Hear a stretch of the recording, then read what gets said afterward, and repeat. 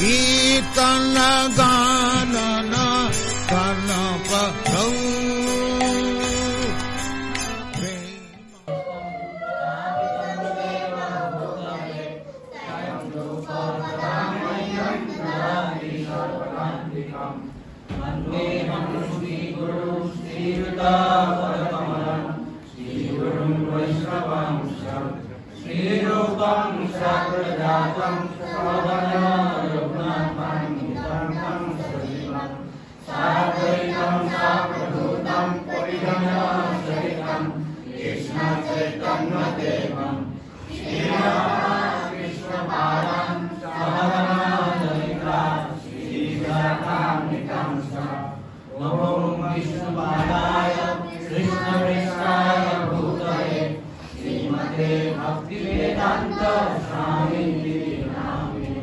नमस्ते सरस्वती देवे गौरवाणी प्रसादिने निर्विशेष शून्यवाणी पाश्चात्यदेशकारिणे हे कृष्ण करुणा सिंधु दीनबन्धु जगत्पते गोपेश गोपिकान्त राधाकान्त नमस्ते तप्तकाञ्चन गौराङ्गी राधे वृन्दावनेश्वरी विश्वभानुसुते देवी प्रणमामि हरिप्रिये नीलाचलविलासाय नित्याय परमात्मने बलभद्र सुभद्राभं जगन्नाथाय ते नमः वृन्दावे तुलसीदेवाय विहारे केशवसदा विश्वभक्ति पदे देवी सत्यवत्यै नमो वंशाकल्पतरुभ्यश्च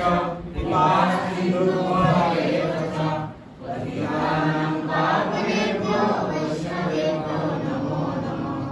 जय श्री कृष्ण चैतन्य प्रभु नित्यानंद श्री अद्वैत गदाधर शिवासादि गौरभक्तवृन्द। हरे कृष्ण कृष्ण कृष्ण हरे हरे हरे राम राम राम हरे हरे।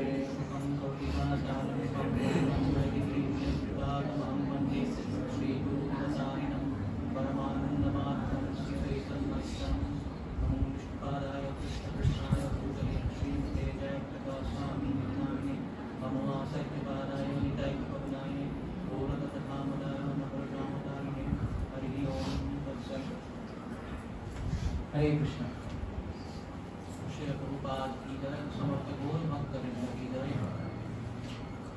समस्त गौर भक्तवृंद के सामने शाश्वत प्रणाम कर सकते हैं। जय श्री से विशेष করে শ্রীপাদ নিতাই করে স্কুল মাতাজি কি সুন্দর পরিবেশ করে দিয়েছেন গৌর ভাগবত। ওকে, সো অনেকদিন পরে আমরা আজকে ভাগবত পাঠ করে শ্রবণ করার সুযোগ পেয়েছি।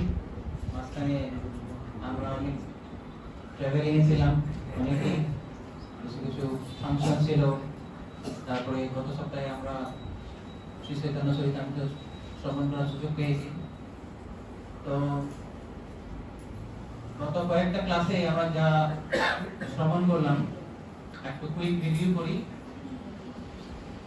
তো আমরা ইতিমধ্যেই শ্রীমদ্ ভাগবতের প্রথম স্কন্ধের প্রথম অধ্যায়টা সম্পূর্ণ করেছি, আর দ্বিতীয় অধ্যায়ের কয়েকটা শ্লোক আমরা আলোচনা করেছি।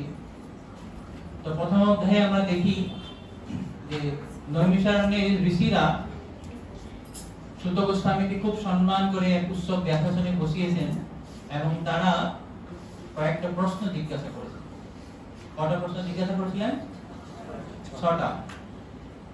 1 নম্বর প্রশ্ন কি ছিল?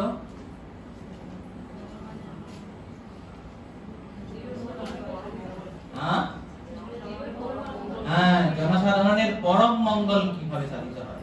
What is the ultimate good for general? Ultimate good মানে সবথেকে পরম মঙ্গল কিভাবে সাধিত হবে? 2 নম্বর প্রশ্ন, সমস্ত শাস্ত্রের সার মর্ম কি? এটা কেন বলেছিল যে জনসাধারণের পরম মঙ্গল তো শাস্ত্রে আছে, সমস্ত শাস্ত্রেই আছে, কিন্তু তারা বলেছেন যে এত শাস্ত্র আছে, সমস্ত শাস্ত্র শোনার আমাদের সময় নেই। ভুরি কর্মানি, অনেক শাস্ত্র আছে, কিন্তু এসব শোনার আমার সময় নেই। আপনি কি করুন, সারটা বলুন আমাদের। তো 2 নম্বর প্রশ্ন, সমস্ত শাস্ত্রের সারটা কি? 3 নম্বর প্রশ্ন, বলতে হবে হ্যাঁ, ভগবান কৃষ্ণের আবির্ভাবের উদ্দেশ্য কি? হ্যাঁ, কৃষ্ণের আবির্ভাবের উদ্দেশ্য কি? দেখুন, প্রায়ণ অল্পায়ুষ সদ্ভাব ফলোবস্মিন যুগে জানা। কলিযুগের মানুষের স্মরণ শক্তি কমে যাচ্ছে, এই জন্য আমরা রিপিট করা দরকার। 3 নম্বর প্রশ্ন, কৃষ্ণ আবির্ভাবের কারণটা কি? 4 নম্বর প্রশ্ন, আপনি বলবেন না, আর অন্য কেউ বলুন, কারণে আছে। 4 নম্বর প্রশ্ন, কি অবতার?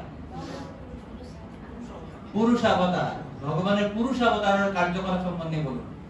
5 নম্বর, লীলা অবতার কি? ভগবান কি ধরনের লীলা করে জীবদেরকে আকৃষ্ট করেছিলেন। এবং 6 নম্বর প্রশ্ন, হ্যাঁ, ভগবান কৃষ্ণ যখন এই ধরাধাম থেকে চলে গেছিলেন, ধর্ম কার আশ্রয় নিয়েছিলেন? এই 6টা প্রশ্ন করেছিলেন প্রথম অধ্যায়ে আমরা দেখলাম। তারপরে দ্বিতীয় অধ্যায়ে সুত গোস্বামী প্রথমে তার গুরুদেবকে প্রণাম করেছেন। তিনি তার উত্তর 6টা প্রশ্নের উত্তর দিতে গিয়ে প্রথমে এই মঙ্গলাচরণ করেছেন। জন্মপ্রদন্তম অনুবেদ অপেত কৃত্যম দৈপায়ন কাতর আজুভাব পুত্রে তন্ময় কনা তরুণ বীর ও বিনেদু। এই যে আমার গুরুদেব সুখদেব গোস্বামী যখন জন্ম হয়েছে, কোন ধরনের সংস্কার না করে বাড়ি থেকে বেরিয়ে গেছিলেন। যার বিরহে কাতর হয়ে ব্যাসদেব হা পুত্র যখন ক্রন্দন করেছিলেন, তরভি অভিনেদু, কেউ উত্তর দেয়নি, রিপ্লাই করেনি। সুখদেব গোস্বামী কিছু বলেননি। কে বলেছিলেন? বৃক্ষরা, তরভি অভিনেদু। কেন তরু বলে কিভাবে বলতে পারলেন? যেভাবে তুমি সমস্ত জীবের হৃদয়ে প্রবেশ করে তাদেরকে বলতে পারো, এই জন্য সুখদেব গোস্বামী তাকে মানে প্রার্থনা করেছেন, যেভাবে তুমি বৃক্ষের ভিতরে প্রবেশ করে তাদের মধ্যে দিয়ে তুমি প্রতিধ্বনি করেছিলেন, সেইভাবে তুমিও আমার হৃদয়ে এসে আমাকে কৃপা করো, যাতে আমি কিছু কথা বলতে পারি। এইভাবে তিনি গুরুদেবের মঙ্গলাচরণ করেছেন। তারপরে বলেছেন যৎসানুভাবম, তিনি সমস্ত শাস্ত্রের সার একত্রিত করে কি করেছিলেন, যে কলিযুগের বদ্ধজীবীদের প্রতি করুণা করে ভাগবতম বলেছিলেন। তো সেই গুরুদেবকে আমি প্রার্থনা করছি এইভাবে। তারপরে তিনি সমস্ত যে ব্যাসদেব, সরস্বতী দেবী সবাইকে প্রণাম করছেন।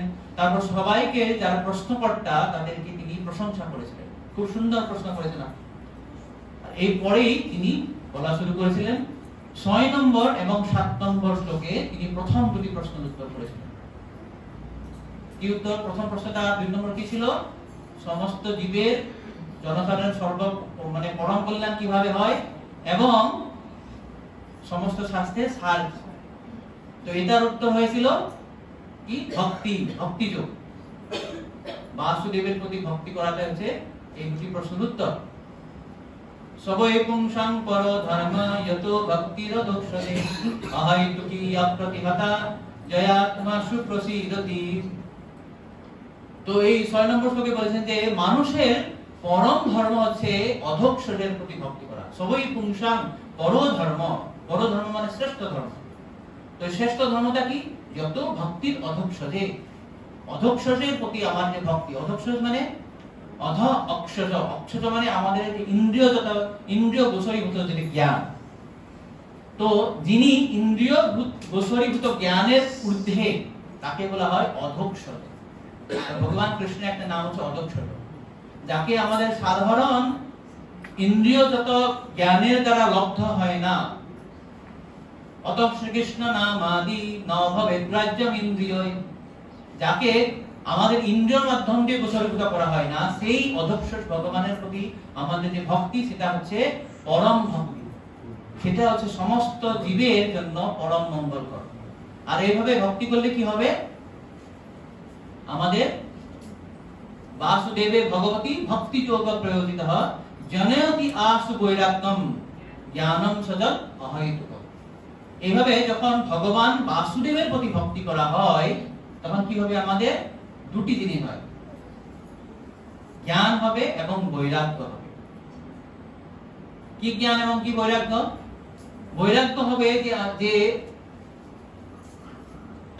যে জড়জগতের প্রতি যে আমার আসক্তি সেটা আমাদের দূর হয়ে যাবে, কৃষ্ণের প্রতি আসক্তি বাড়বে, এবং জ্ঞান হবে অহৈতুকী জ্ঞান।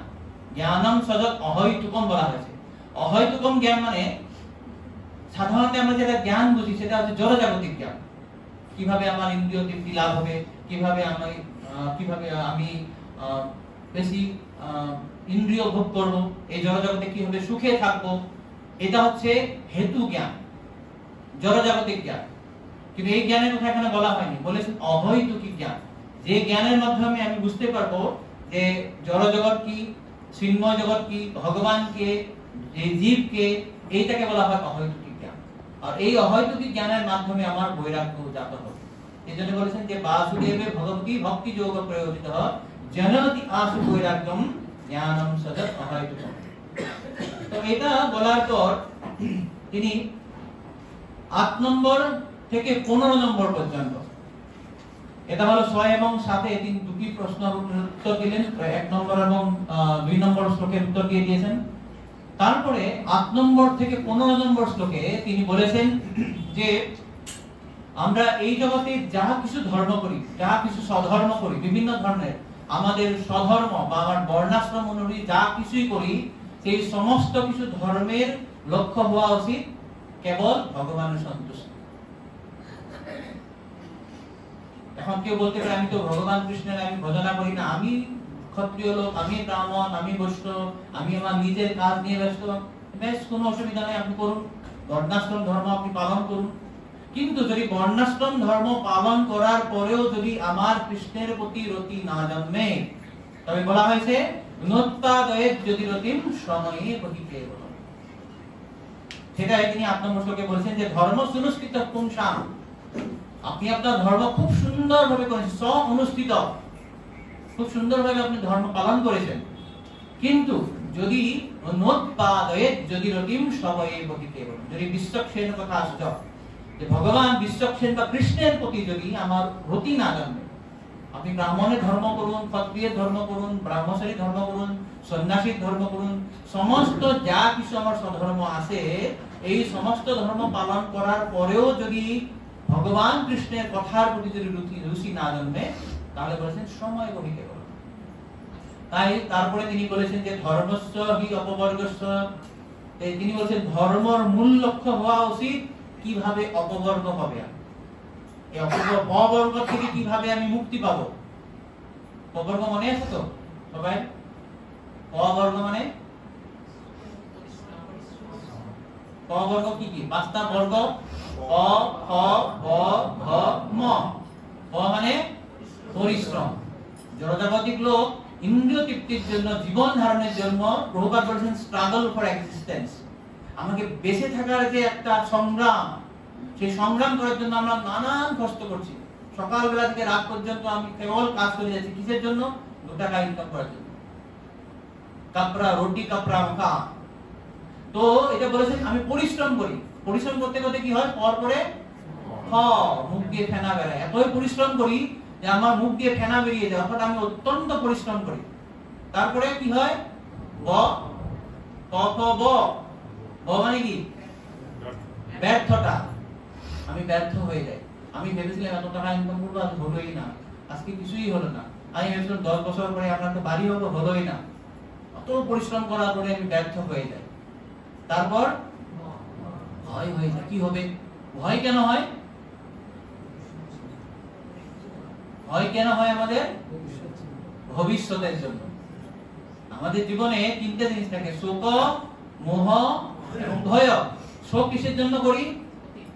যেটা আমি ভুলে গেছি, মানে আমি যেটা আমার অতীতে যেটা আমার শেষ হয়ে গেল, আমি অতীতে কিছু হারিয়ে ফেললাম, সেটার জন্য শোক করি। হায় হায়, আমার ছেলেটা ভালোভাবে পাস করার কথা ছিল, পাস করলো না, মেয়েটা ভালো জামাই পেলাম না, বাড়িটা হলো না, চাকরি চলে গেল, আমার বিজনেস নষ্ট হয়ে গেল, এত টাকা লোকসান হয়ে গেছে। তো অতীতের জন্য আমরা শোক করি, বর্তমানের জন্য মোহ। যেটা আছে সেটাই ধরে রাখতে হবে, কিভাবে বাড়িটা ভালোভাবে থাকে, এত টাকা ব্যাংকে নষ্ট না হয়, মিউচুয়াল ফান্ডে ইনভেস্ট করে দিলাম, টাকাটা আমার যেন নষ্ট না হয়ে যায়, মোহ, এত টাকার প্রতি মোহ। আর ভবিষ্যতের জন্য কি হয়? ভয়। তো সেটাই বলছেন প প ব ভ ভ, তারপরে শেষে মৃত্যু হয়ে যায়। এইসব করতে করতে আমার মৃত্যুই হয়ে গেল। সারা জীবন আমি পরিশ্রম করে করে শেষে আমার মৃত্যু হয়ে গেল, তাহলে আমার কি হলো? জীবনটা কুকুর বিড়ালের মতন হয়ে গেছে। জন্ম, মৃত্যু, জরা, ব্যাধি, আহার, নিদ্রা, ভয়, মৈথুন, এই চারটাই কাম। খাওয়া দাওয়া করেছি, সন্তান পূরণ করেছি, ঘুমিয়েছি এবং নিজেকে রক্ষা করার চেষ্টা করেছি। তো বলেছি যে ধর্ম সেই জন্য করতে নয়, ধর্মস্য হি অপবর্গস্য নার্থ অর্থায় উপকল্পতে। কেবল অর্থ উপার্জনের জন্য বা ইন্দ্রিয় ভোগের জন্য ধর্ম করা উচিত নয়। কিসের জন্য কি করা উচিত? আর ধর্মের ফলে যদি আমি অর্থ পাই, সেটা কিন্তু ইন্দ্রিয় ভোগের জন্য লাগানো দরকার নেই, সেটাকে আপনাকে প্রয়োগ করতে হবে ভগবানের জন্য। কেননা যে তারপরেই বলেছেন যে কামস্য নিন্দ্রিয় প্রীতি লাভ জীবেত যাবতা, যে আমাদের জীবের আসল লক্ষ্য হচ্ছে জীবস্য তত্ত্ব জিজ্ঞাসা। আমার তত্ত্ব জিজ্ঞাসা করা দরকার। আমি কে? ভগবান কে? আমি কোথা থেকে আসলাম? ভগবানের সঙ্গে আমার কি সম্পর্ক? মৃত্যুর পরে কি কোথায় যাব? এইটা মানুষের কর্ম হওয়া উচিত। যদি এটা না হয় তাহলে আমরা কি হব? পশু। ধর্ম হি তেষাং অধিক বিশেষ ধর্মেন হীন পশু হি সমান। কারণ এই চারটা কাজ, আহার, নিদ্রা, ভয়, মৈথুন, একটা মানুষও করছে, রাস্তার কুকুরে করছে। আমরা ঘরের মধ্যে সুন্দরভাবে খাই, ঘরের মধ্যে এসি রুমে ডানলপ সোফায় আমরা ঘুমাই, আমরা ঘরের মধ্যে আমরা সন্তান উৎপাদন করি, আর নিজেকে রক্ষা করার জন্য collapsible gate, security guard, CCTV এসব দিয়ে নিজেকে রক্ষা করি। একটা কুকুর বাইরে নিজের হাত দিয়ে নিজেকে রক্ষা করে, রক্ষা তো একই করে। প্রভুপাদ বলেছেন একটা শুয়োর বাইরের বিষ্ঠা খেয়ে মোটা হয়ে গেছে, যদিও সুখী না হয়, বিষ্ঠা খেয়ে কিভাবে শুকিয়ে থাকবে? তো খাওয়াটা যে জিনিস, যে খাওয়া কাজটা, সেটা শুয়োরও করছে, কুকুরও করছে, মানুষও করছে। তাহলে ডিফারেন্সটা কোথায়? সেখানেই বলেছেন যে আহার, নিদ্রা, ভয়, মৈথুনঞ্চ সামান্যমেতৎ পশুভিনারানা। পশু এবং নরের মধ্যে সামান্য, কমন কি, জেনারেল।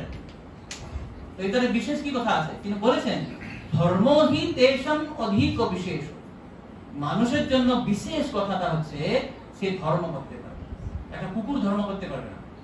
প্রভুপাদ বলেছেন কুকুর দেখে এনে বসুন যে ভাগবত কথা শুনুন, তো হবে না, পারবে না ওরা করতে।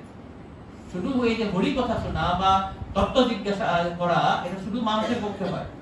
ধর্ম হি তেষাং অধিক বিশেষ, একটা স্পেশাল একটা আমাদের সুযোগ দেওয়া আছে, একটা প্রেরোগেটিভ। ধর্মে নহি ন পশু বিসামনা। যদি আমরা মনুষ্য জীবন জন্ম পেয়ে যদি ধর্ম না করি, আমরা দ্বিপদী পশু হয়ে যাব। পশুদের চারটা পা আছে, আমাদের দুটো পা, তাকে বলা হয় দ্বিপদী পশু। তো এই জন্য বলেছেন যে তত্ত্ব জিজ্ঞাসা করতে হয়। এখন তত্ত্বটা কি? তত্ত্বটা বলতে গিয়ে বলেছেন যে যারা খুব বিদ্বান লোক, তারা তত্ত্বটাকে কিভাবে বুঝে, কয় ধরনের বুঝে তত্ত্বটা? এই যে তত্ত্ব, এই তত্ত্ব যে বলতে বলছে যে জীবস্য তত্ত্ব জিজ্ঞাসা, সেই তত্ত্বটা যারা অধ্যাত্মবাদী তারা কি ধরনের বুঝে, কয় ধরনের বুঝে তত্ত্ব? তিন ধরনের। কি কি তিন ধরনের? বদন্তি তত্ত্ববিদস্ত তত্ত্বম যদ জ্ঞানমদ্বয়ম ব্রহ্মেতি পরমাত্মেতি ভগবান ইতি শব্দতে। সেই যে অদ্বয় তত্ত্ব, যে অ্যাবসলিউট ট্রুথ, পরম সত্যকে আধ্যাত্মবাদীরা তিন ধরনে ওরা উপলব্ধি করে। কেন তিন ধরনের উপলব্ধি করে? এক ধরনের কেন উপলব্ধি করলো না? এটা খুব গুরুত্বপূর্ণ। এক তো গুরুত্বপূর্ণ আমাদের ব্রাহ্মণ দীক্ষার জন্য এটা খুব কনসেপ্ট ক্লিয়ার লাগবে। দুই নম্বর, সেটা ব্রাহ্মণ দীক্ষা হোক বা না হোক, আমরা যারা এই ব্রহ্মমাধ্য গৌড়ীয় সম্প্রদায়ে আছি, আমাদের কনসেপ্টটা বা দর্শনটা এইটার উপর কেন্দ্র করে আছে। যখন বাইরে যাব, অন্যান্য দর্শন আপনাকে বলে ভগবান তো রূপ নেই, আপনারা কেন এসব টাকা খরচা করে রূপ বানিয়েছেন? ভগবান তো সারো দিকে আছে, ভগবান তো কোনো রূপ নেই, ওইভাবে ভজনা করলে তো হয়ে যায়।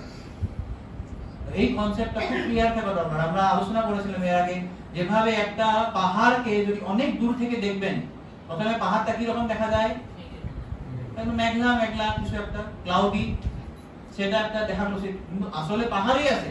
কিন্তু আমি দূর থেকে দেখছি বলে এটা কি হয়েছে, কিসের মতন দেখাচ্ছে, মেঘনার মতন দেখাচ্ছে। আরো একটু কাছে যান, কাছে গেলে কি হবে, হ্যাঁ একটা রঙিন সবুজ একটা পাহাড় দেখা যাচ্ছে, সবুজ, আর অন্য কিছু দেখা যাচ্ছে না, কিন্তু সেটাও কিন্তু পাহাড়। তারপরে পাহাড়ের মধ্যে ভিতরে আপনি ঢুকে যান, এখানে কি দেখবেন, এখানে গাছ আছে, পাথর আছে, ঝর্ণা আছে, জীবজন্তু আছে, বাড়ি আছে, মানুষ আছে, বিভিন্ন কিছু আছে। তো সেটা হচ্ছে পাহাড়। তো এই ধরনের আমাদের উপলব্ধির, আধ্যাত্মিক উপলব্ধির উপর নির্ভর করে পরম সত্যকে কখনো আমরা ব্রহ্ম বলে উপলব্ধি করি, কখনো আমরা পরমাত্মা উপলব্ধি করি, কখনো ভগবান। যারা খুব নিম্ন স্তরে, প্রভুপাদ সেই শ্লোকে তাৎপর্য উদাহরণ দিয়েছেন সূর্যের আলোকের সঙ্গে। যেমন সূর্য আছে, সূর্য গোলক আছে, সূর্য রশ্মি আছে। তো অনেকে ভাবে যে হ্যাঁ আমি সূর্য রশ্মিটাকে স্টাডি করে, অধ্যয়ন করে আমি বুঝে যাব সূর্য কিরকম, সেটা এক প্রকার উপলব্ধি। যারা আরো বেশি কিছু জানতে চায় তারা সূর্য গোলকের স্টাডি করবে, সেখানে প্রবেশ করার চেষ্টা করবে। তাদের জ্ঞানটা প্রথম শ্রেণীর থেকে একটু বেশি হবে, কেননা যারা প্রথম শ্রেণীর তারা শুধু গেলে সূর্যের রশ্মি, সেখানে কিছু ফোটন আছে, কিছু কণিকা আছে, এইসবের সম্বন্ধে জ্ঞান অর্জন করবে। কিন্তু যারা সূর্য গোলকের সম্বন্ধে করবে, সেখানে দেখবে সূর্য গোলকটা এই ধরনের, এখানে এই বিভিন্ন পদার্থ আছে, সেটা জ্ঞানটা পাবে। আর যারা সূর্য গোলকের মধ্যে ভিতরে ঢুকে যাবে, তাদের কি হবে, দেখতে পাবে সেখানে একজন অধিষ্ঠাত্র দেবতা আছে, বিভিন্ন ধরনের জীব আছে। তো তাদের জ্ঞানটা বাকি দুই জ্ঞানী থেকে আরো শ্রেষ্ঠ। তো এই ধরনের যারা পরম সত্যকে কেবল এইভাবে বুঝে যে পরম সত্য হচ্ছে সর্বব্যাপ্ত, তার কোনো রূপ নেই, যেমন সূর্য রশ্মির কোনো রূপ নেই, সেইভাবে পরম সত্য সব জায়গায় ব্যক্ত হয়েছে, তার কোনো রূপ থাকতে পারে, সেটা এক ধরনের উপলব্ধি। দুই ধরনের উপলব্ধি হচ্ছে যে হ্যাঁ পরম সত্য সবার হৃদয়ে আছে, ওনার একটা রূপ আছে, চতুর্ভুজ রূপ, তাকে দর্শন করা যায়। আমি যখন অষ্টাঙ্গ যোগ করব, তো সেই যোগের মাধ্যম নিয়ে আমি পরম সত্যকে আমার হৃদয়ে দর্শন করব, তিনি হচ্ছেন পরমাত্মা।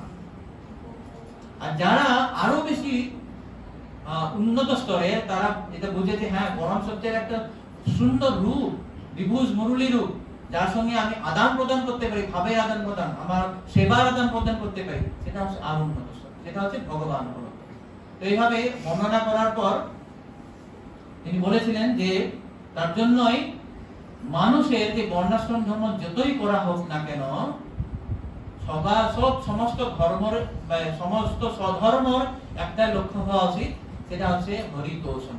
অতঃপুঙ্গি দ্বিজ শ্রেষ্ঠ বর্ণাশ্রম বিভাগস সংস্থিতস্য ধর্মস্য সংসিদ্ধি হরিতোষণ। সমস্ত বর্ণাশ্রম ধর্ম, আমি ব্রাহ্মণ, ক্ষত্রিয়, বৈশ্য, শূদ্র, ব্রহ্মচারী, গৃহস্থ, মানব প্রশাসন, যা কিছু ধর্ম দিয়ে আমি করি না কেন, তার লক্ষ্য একটা হওয়া উচিত হরিতোষণ। তারপরে তিনি শেষ করে কনক্লুড করেছিলেন যে তস্মাৎ একেন মনসা, তার জন্য আমাদের একান্ত একটা মন করে কি করতে হবে, ভগবান শাশ্বতাং প্রতি, সেই ভগবানের প্রতি আমার ভজনা করা উচিত। এইভাবে তিনি ব্যাখ্যা করার পর তারপরে তিনি পরবর্তী 5টা শ্লোকে ভক্তির বিভিন্ন স্তর ব্যাখ্যা করেছিলেন। 16 থেকে 20 নম্বর শ্লোকে তিনি ভক্তির বিভিন্ন ধরনের স্তরগুলো ব্যাখ্যা করেছিলেন, যে কিভাবে যে ভক্তির 9টা স্তর আছে, শ্রদ্ধা থেকে শুরু করে প্রেম পর্যন্ত। 5টি শ্লোকে ব্যাখ্যা করেছিলেন, খুব সুন্দর শ্লোক। সুষ্ঠুষু শ্রদ্ধাদানস্য বাসুদেব কথা রুচি শান মহৎসয় গয়া বিপ্রা পুণ্যতীর্থ নিষেবনা। তো এইভাবে তিনি ব্যাখ্যা করলেন। সেখানে আমরা দেখেছিলাম শ্রীল বিশ্বনাথ চক্রবর্তী ঠাকুরের সারার্থ দর্শনীর মাধ্যমে সেখানে তিনি আরো কয়েকটা স্তরের কথা বলেছিলেন, যে শ্রদ্ধার পূর্বে আরো দুটো স্তর আছে, একটা আছে সকাম কৃপা আর একটা আছে মহৎ সেবা। যে আমাকে শ্রদ্ধা স্তরে যাওয়ার আগেই কোন ভক্তের, মহান ভক্তের কিছু সেবা করা দরকার, সকাম কৃপা। আর সেটা সকাম কৃপা করার পর তার কিছু কৃপা পাওয়ার পর তাকে কিছু সেবা করা দরকার, এটা হচ্ছে মহৎ সেবা।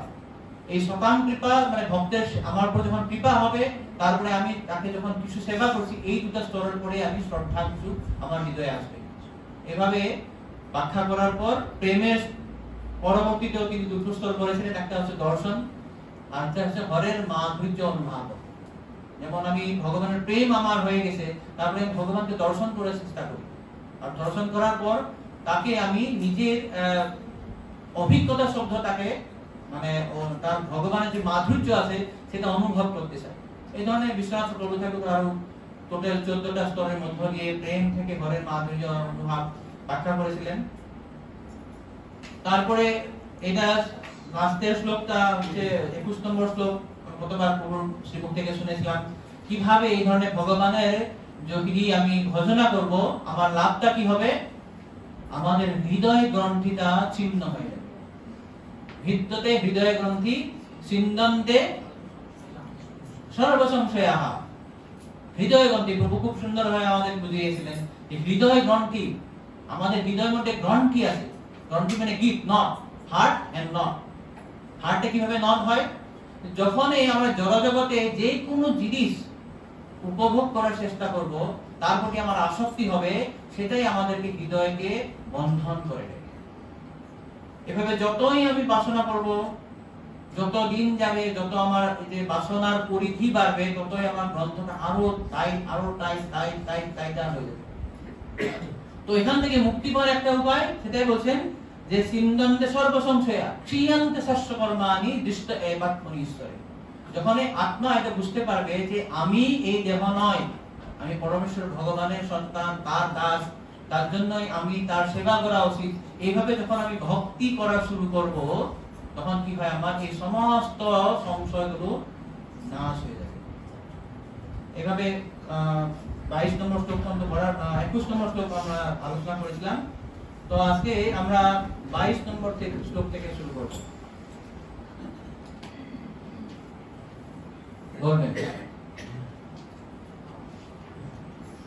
অতো বৈ কবዮ নিত্যং ভক্তিং পরময়া মুদা বাসুদেবে ভগবতী কুর্বন্তাত্ম প্রসাদনীম। তাই সমস্ত পরমার্থীরা চিরকাল গভীর আনন্দ সহকারে পরমেশ্বর ভগবান শ্রীকৃষ্ণের সেবা করে এসেছেন, কেননা এই ধরনের প্রেমময়ী সেবা আত্মাতে অনুপ্রাণিত করে। তো এই যে ভগবানের ভক্তি যে কত আনন্দময়, আমাদেরকে যে এই জড়জগতের বন্ধন থেকে মুক্ত করে দেয়, এবং কি হয়, জয়া আত্মা সুপ্রসন্ন হয়। এইটা বুঝেই সমস্ত যারা পরমার্থীবাদীরা তারা কি করে, চিরকাল থেকে ভগবান কৃষ্ণের সেবা করেছিলেন। তো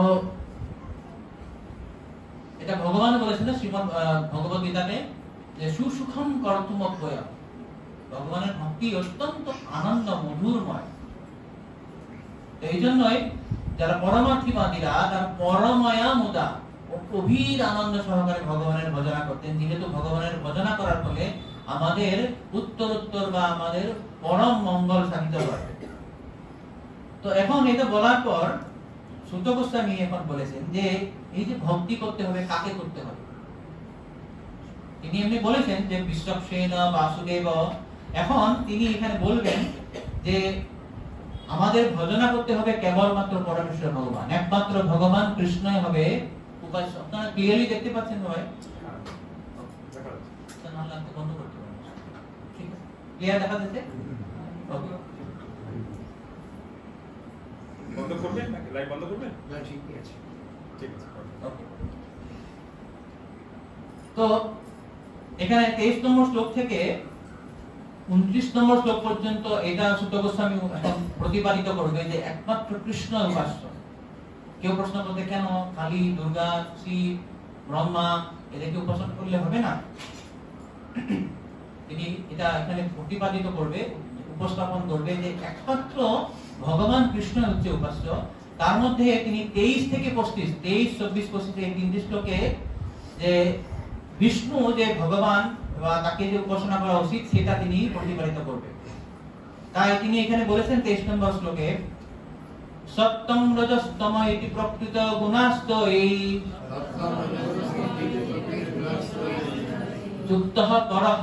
যুক্তঃ পরঃ পুরুষ এক ইহাস্ত ধত্তে স্থিতাদয়ে হরিবিরিঞ্চি হরে সংজ্ঞাঃ শ্রেয়াংসি তত্র খলু সত্যতনু নিনাংশু।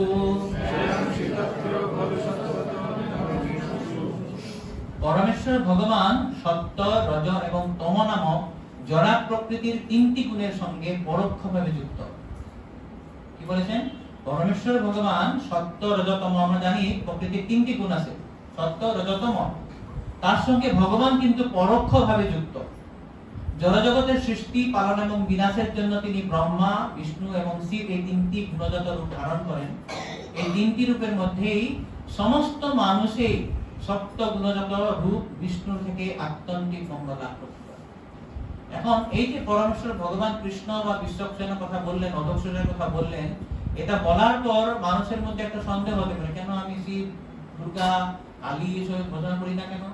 হ্যাঁ, বিভিন্ন ধরনের দেবদেবী বা গুণাবতার আছে ভগবানের, তো কাকে ভজনা করলে আমার আত্যন্তিক মঙ্গল হবে, এইটা প্রতিপাদন করার জন্য তিনি বলেছেন যে প্রকৃতির যে তিনটি গুণ সত্য, রজ, তম, এই তিনটি গুণের তিনজন অধিষ্ঠাত্র দেবতা আছে।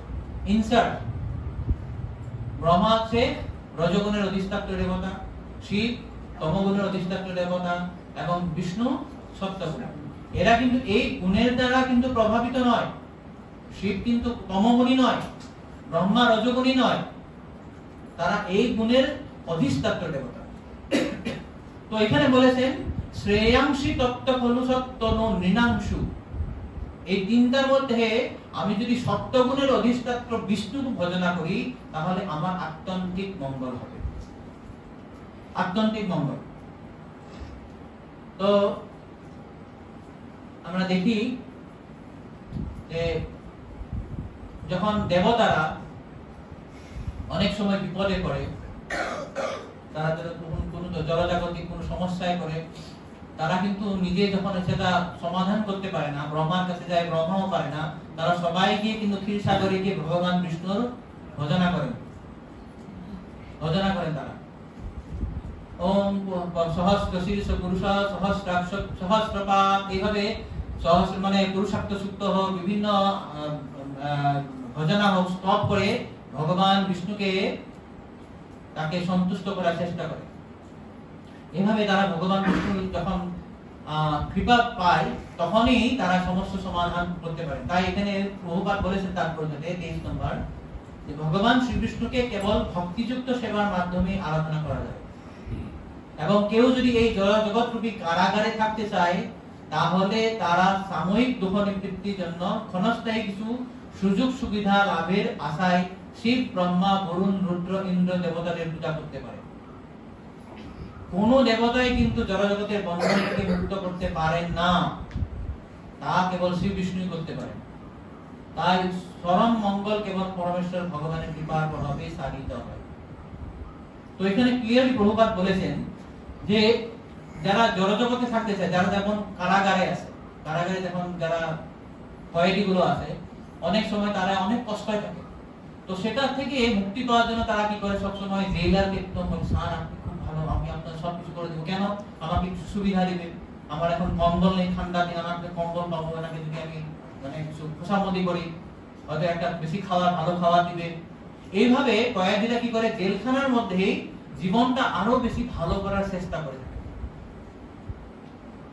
কিন্তু সেই কয়েদি কি তাকে জেলখানা থেকে বাইর করে দিতে পারবে? মানে সরি, যে জেলের যে অধিকারী তাকে কয়েদিকে জেল থেকে বাইর করতে পারবে? পারবে না। তাকে খুব জোর একটা, হ্যাঁ ঠিক আছে, একটা কম্বল আছে, আরো একটা কম্বল আছে, আমি কম্বলের ব্যবস্থা করেছি, একটা মশারি দিয়ে দিয়েছি, তুমি একটা মানে কলার পেয়েছো, তোমাকে আর দুটো কলারের ব্যবস্থা করে দিয়েছি, এইভাবে। বা তোমার পরিশ্রম হচ্ছে, তোমার পরিশ্রমটা কমিয়ে দিয়েছি, অন্যরা সব 5 ঘন্টা করবে, তুমি 2 ঘন্টা করলে হয়ে যাবে, এতটুকু অ্যাডজাস্টমেন্ট ওরা করতে পারবে। কিন্তু জেলের অধিকারী সুপারিনটেনডেন্ট জেল থেকে বাইর করতে পারবে না। তো এই ধরনের যারা কম বুদ্ধিমান লোক এই যে জড়জগতে আছে, তারা ইন্দ্রিয় ভোগ করার জন্য, আনন্দ থাকার জন্য বিভিন্ন দেবদেবীর পূজা করে। তাই ভগবতীরা ভগবান কি বলেছেন, কামস্তস্তৈ ভীত জ্ঞানা প্রপদ্যন্তে অন্য দেবতা, যার বুদ্ধি কামনায় হরণ করে নিয়েছে, মায়া অপহরণ করে নিয়েছেন, তারাই কি করে বিভিন্ন দেবদেবীর ভজন করে। কিন্তু এই যেমন ভাবে জেল থেকে বাইর করতে পারবে সরকার বা মুখ্যমন্ত্রী বা প্রধানমন্ত্রী বা প্রেসিডেন্ট, ঠিক একই ধরনের এই জড় জগৎ রূপী কারাগার থেকে উদ্ধার করার জন্য একমাত্র শক্তি আছে ভগবান বিষ্ণু। তাই এখানে বলেছেন কোন দেবতাই কিন্তু জড় জগতের বন্ধন থেকে মুক্ত করতে পারবে না, তা কেবল ভগবান বিষ্ণুই করতে পারবেন। তাই আমরা দেখি শ্রীমদ্ ভাগবতের 12-দ্বাদশ অধ্যায়ে সুন্দর সুত গোস্বামী বলেছেন, যং ব্রহ্মা বরুণেন্দ্র রুদ্র মরুতৈ স্তন্নন্তি দিব্যৈস্তবৈ বেদৈ সাঙ্গপদক্রমনিষদৈ গায়ন্তি যং সামগা ধ্যানাবস্থিত তদ্গতেন মনসা পশ্যন্তি যং যোগিনো যস্যন্তং ন বিদুষুরাসুরগণা দেবায় তস্मै নমঃ। যাকে ব্রহ্ম রুদ্র মরুত ইন্দ্র সবাই স্তন্নন্তি দিব্যৈস্তবৈ দিব্য সুন্দর সুন্দর শ্লোক দিয়ে তাকে কি করে স্তব করে, প্রার্থনা করে। বেদই সাঙ্গ পদক্রম ঋষদরে গায়ন্তি, বেদ বিভিন্ন বেদ উপনিষদ সমস্ত দিয়ে তাকে ভজনা করে। যে কি করেন, যস্যান্তং ন বিদুষুরসুরগণা দেবায় তস্मै নমঃ। যারা যোগী আছে, যে ধ্যানাবস্থিত তদ্গতেন মনসা পশ্যন্তি, যারা যোগী তারা যোগ সাধনার মাধ্যমে তারা হৃদয়ে ভগবানকে দর্শন করার চেষ্টা করে, কিন্তু যা কিছুই করলেও দেবতারা পর্যন্ত ভগবানকে জানতে পারে না। যস্যান্তং ন বিদুষুরাসুরগণা, যার কেউ আদি অন্ত খুঁজে পায় না, সেই পরমেশ্বর ভগবান কৃষ্ণ ভজনা করে। এইভাবে সুত গোস্বামী প্রার্থনা করেছেন। তো একই ধরনের একটা কথা ভগবান কৃষ্ণ গীতাতে বলেছেন, যে দেবর্ষিরা বা দেবতারা তাকে জানতে পারে না। কে বলতে পারবেন কি ধরনের শ্লোক আছে যাকে ভগবান কৃষ্ণকে দেবতারা বা মহর্ষিরাও জানতে পারে না? শ্লোক দিব একটা, দশম অধ্যায় আছে, ভগবদ গীতা দশম অধ্যায়। নমে বিদুষুরগণা, নমে বিদুষুরগণা, তারপরে প্রভবং সমহর্ষয়ঃ অহম আদির্হি দেবানাম মহর্ষিনাং সর্বশঃ। আমাকে মহর্ষিরা দেবতারা কেউ জানতে পারে না। কিভাবে জানবে? কারণ অহম আদির্হি দেবানাম, আমি সমস্ত দেবতার আদি। তো যেমন আমাদের ছেলেমেয়েরা আমার যতটুকু জানবে সমস্ত কিছু জানতে পারে মা বাবাকে, ও জন্মের পরে আমাকে জানতে পারবে, তাই না? ও জন্মের আগে আমার কি ছিল জানতে পারবে? জানবে না। তো কিভাবে সম্ভব? পুরা তো জানার। তো সেইভাবে দেবতা হোক মহর্ষিরা হোক তারাও ভগবানকে কিছু জানতে পারে, কেননা তাদের উৎস হচ্ছে ভগবান। তাদের জন্মের আগে ভগবান কি করেছিল সেটা তো বুঝতে পারে না। তাই বলেছেন অহম আদির্হি দেবানাম মহর্ষিনাং সর্বশঃ, তাই তারা কেউই আমাকে জানতে পারে না। তো এই ধরনের দেবতারা যেহেতু ভগবানকে জানতে পারে না, তা তাকে কিভাবে তারা কিভাবে জীবকে উদ্ধার করতে পারে? তারা সাময়িক কিছু সুযোগ সুবিধা দিতে পারে, সেই সুযোগ সুবিধাগুলো কি হয়? ক্ষণস্থায়ী। তদ্ভবতি অল্পমেধসাম, ভগবদ্গীতা বলেছেন ভগবান, তদ্ভবতি অল্পমেধসাম। যারা কিছু আমাদেরকে সুযোগ সুবিধা দেয় এটা অল্প সময়ের জন্য থাকে। তো এইভাবে ভাগবতে এটা উপস্থাপন করেছেন যে কৃষ্ণকে উপাসনা করা দরকার বা বিষ্ণু উপাসনা করা দরকার। এখানে দেবদেবীর উপাসনা শ্রীমদ্ ভাগবতে উপস্থাপন করা হয়নি, যেটা প্রথমেই আমরা দেখেছি 1.1.2। এখানে কোনো ধরনের চিটিং ধর্ম উপস্থাপন করা হয়নি। ধর্ম প্রজ্জিত কৈতব অত্র নির্মৎসরানাং প্রথা, এখানে সমস্ত কিছু কৈতব ধর্মকে প্রজ্জিত করা হয়। শুরু একদম শুদ্ধ বিশুদ্ধ, সেই বিশুদ্ধ ভগবত ভক্তি এখানে উপস্থাপন করা হয়েছে। তো এটা বলার পর তিনি তারপরে বলছেন খুব সুন্দর একটা শ্লোক, এখানে কিভাবে এই যে তিনটি গুণাবতার আছে, যে ব্রহ্মা বিষ্ণু শিব, তার মধ্যে আবার একটা তিনি অ্যানালজি বা একটা উদাহরণ দিয়ে বোঝাতে চাইছেন যে কিভাবে বিষ্ণু সব থেকে শ্রেষ্ঠ। যে শ্লোকটার মধ্যে দিয়ে পার্থিবা দারুণ ধূম তস্মাৎ অগ্নিস্ত্রয়ীময়ঃ তমসস্তু রজস্তস্মাৎ সত্যং যদ ব্রহ্ম দর্শনম। কি বলেছেন? যে কাঠ হচ্ছে মৃত্তিকার বিকার, অর্থাৎ মাটি থেকে কাঠ মানে কাঠ তৈরি হয়, কিন্তু ধোঁয়া কাঠ থেকে শ্রেষ্ঠ, আর অগ্নি তার থেকেও শ্রেষ্ঠ, কেননা অগ্নির দ্বারা উচ্চতর জ্ঞান লাভ করা যায়। আমরা যে যোগ্যতা করি এই উচ্চতর জ্ঞান লাভ হয়, তেমনি রজগুণ তমগুণ অপেক্ষা শ্রেয়, কিন্তু সত্যগুণ সর্বশ্রেষ্ঠ, কেননা সত্যগুণের দ্বারা আমরা পরম সত্যকে উপলব্ধি করতে পারি। তো আমরা জানি যে কাঠ থেকে মানে অগ্নি উৎপাদন হয়, তো কাঠের থেকেই তো অগ্নি হয় না, ধোঁয়া থেকে অগ্নি হয় কি? ধোঁয়া থেকে তো অগ্নি হয় না। এখানে কেন বলেছেন যে ধোঁয়া কাঠ থেকেও শ্রেষ্ঠ?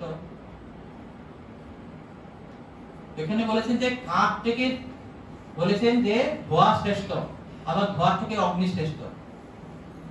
তো আমরা বুঝি যেমন কাঠ থেকে ধোঁয়া এই জন্য শ্রেষ্ঠ বলেছেন যে কাঠ তো এমনি পড়ে আছে, যতক্ষণ তাকে অগ্নি জ্বালানো হয় না তো ততক্ষণ একদম ডাল ম্যাটার একটা, কিছু নেই। কিন্তু যখন অগ্নি জ্বালিত হয়, তারপর ধোঁয়া দিতে হয়, ধোঁয়া থেকে হয়তো আমরা কিছু একটা তাপ পেতে পারি, অল্প কিছু তাপ পেতে পারি, সেই তাপটা কাঠ দিচ্ছে না। তো সেই অর্থে ধোঁয়াটা কাঠ থেকে শ্রেষ্ঠ। আর ধোঁয়া এবং কাঠ থেকে কি শ্রেষ্ঠ? অগ্নি শ্রেষ্ঠ। অগ্নি থেকে আমার সমস্ত যে দরকার সেটা আমি তাপ চেয়েছিলাম বা আলো চেয়েছিলাম, এটা পেয়ে গেছি অগ্নি থেকে। তাই অগ্নি কাঠ এবং ধোঁয়া থেকে শ্রেষ্ঠ।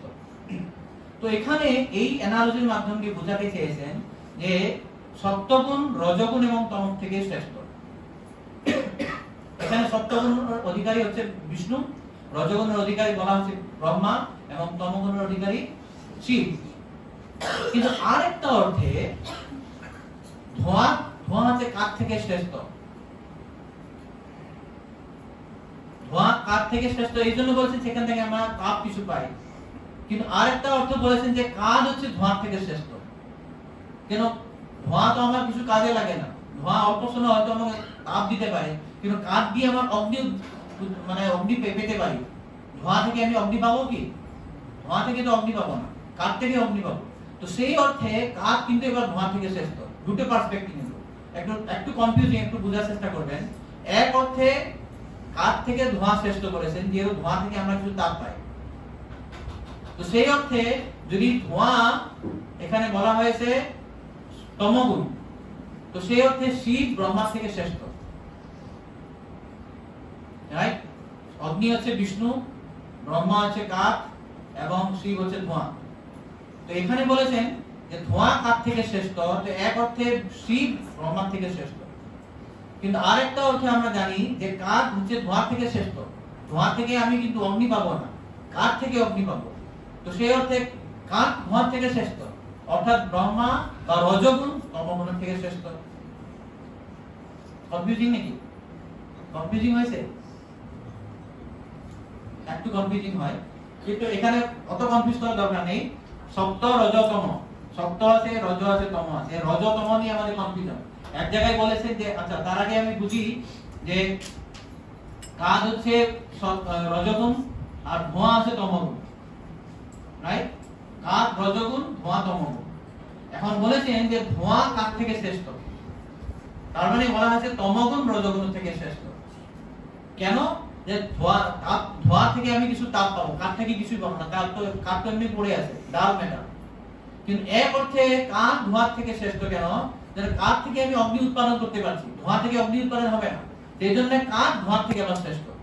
তো রজগুণ তমগুণের থেকে শ্রেষ্ঠ। তো দুটোই ঠিক আছে, দুটো অসুবিধা নেই। তো যাই হোক, এই কাঠ ধোঁয়া অগ্নি যাই হোক, এই তিনটির মধ্যে শ্রেষ্ঠ কে? অগ্নি শ্রেষ্ঠ। তো সেইভাবে কাঠ ধোঁয়া অগ্নির মধ্যে যেমন অগ্নি শ্রেষ্ঠ, সত্য রজ তমর মধ্যে শ্রেষ্ঠ হচ্ছে সত্য। তাই সত্যগুণের যে অধিষ্ঠাত্র দেবতা বিষ্ণু হচ্ছে মূল উপাস্য, এটা এখানে প্রতিপাদন করেছেন। এটা ক্লিয়ার?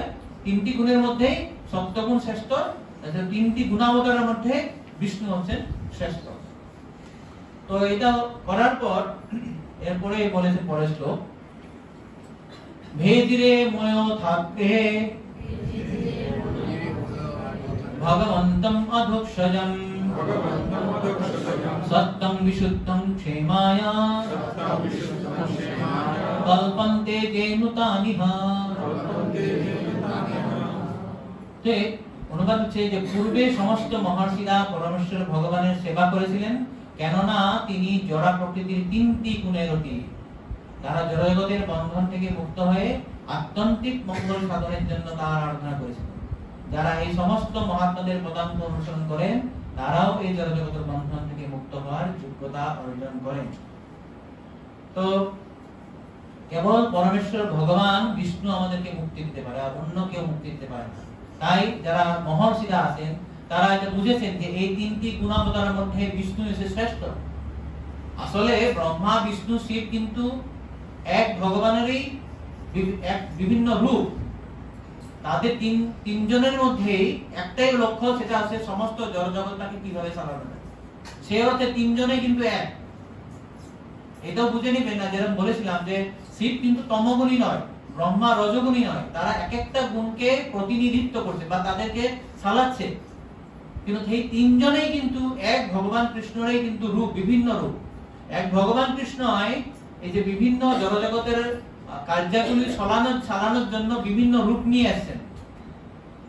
যেমন বলা যায়, ধরুন হাইকোর্টের জাজ যখন বাড়িতে থাকে, ও জামা কাপড় পরে তার নাতির সঙ্গে খেলা করবে, নাতি তার ঘাড়ে উঠে তাকে হাতির মতন খেলাবে, ঘোড়ার মতন খেলাবে, তাই তো? সেই হাইকোর্ট জাজ যখন হাইকোর্ট বেঞ্চে গিয়ে বসবেন, সেখানে সবাই কিন্তু তাকে সালাম করবে। এখানে ঘাড়ে উঠা অন্য কথা, তার হাতে গিয়ে হ্যান্ডশেক করতেও পারবে না, সে একটা অন্য একটা সম্ভ্রমে না। একই ধরনের পরমেশ্বর ভগবান যখন সৃষ্টি করতে হচ্ছে, ব্রহ্মা রূপ নিয়ে এসেছে। এখন আমরা বলতে পারি ব্রহ্মা তো জানি আমরা জীবতত্ত্ব, উনি কিভাবে হয়?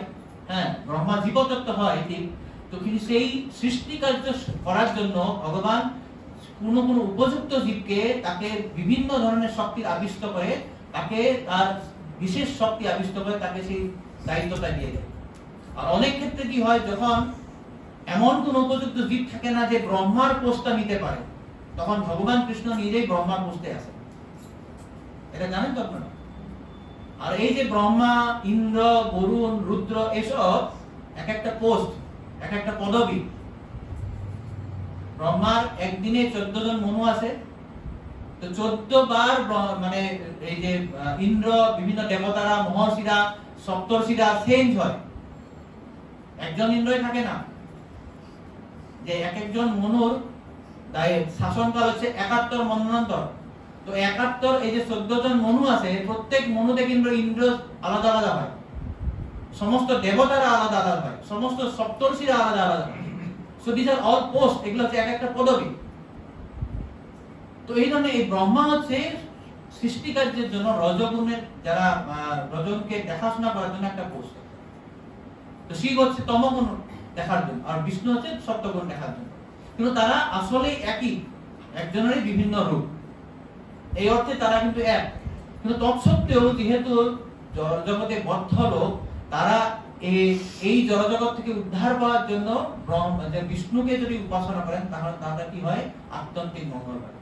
এই তথ্যটা বুঝেই কি করে যারা মহর্ষিরা আছেন, তারা সবসময় বিষ্ণু বা ভগবানের কৃষ্ণর আরাধনা করেন, সেটা এখানে বলেছেন। তো এটা শ্রীমদ্ ভাগবতে আমরা দেখি 11 স্কন্ধে বলেছেন যে যারা বদ্ধজীব, তাদের বিভিন্ন ধরনের ঋণ থাকে, দেব থাকে।